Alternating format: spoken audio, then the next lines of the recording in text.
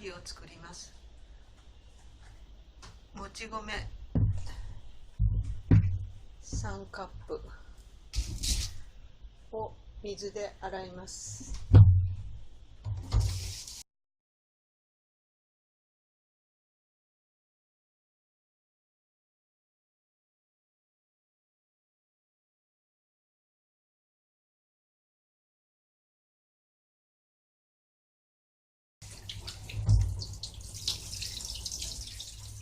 水が澄んできましたので、これを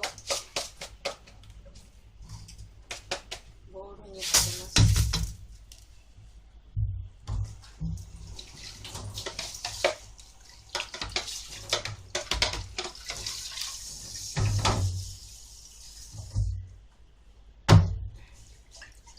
これを30分から1時間ほどちょっとしばらくつけておきます。もち米が1時間経ちましたので、これを炊飯器で炊いていきます。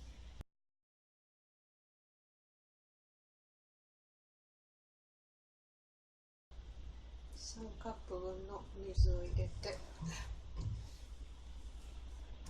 これを炊飯器に入れてスイッチを押していきます。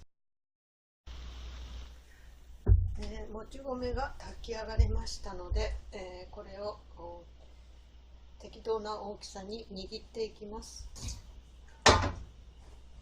で、水をつけながら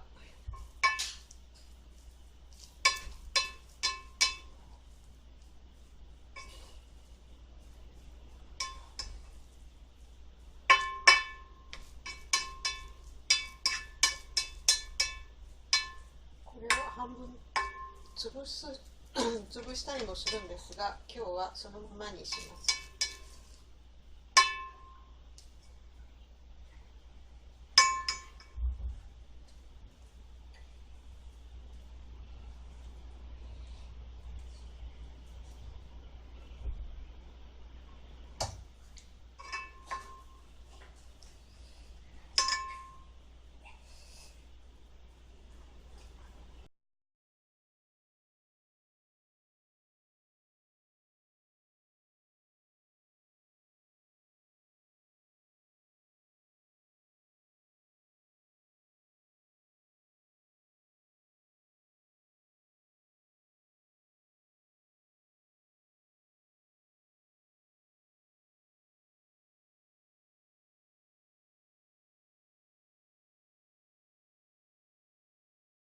で、ご飯がもち米を少し適当な大きさに握りましたら、ラップを手の上に広げて、先日作ったささげのあんこですが、それをこれにのせて薄く伸ばしていきます。伸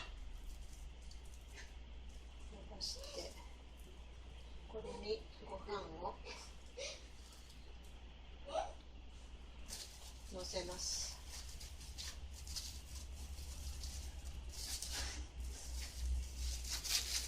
で、ご飯をあんこでくるんでいきます。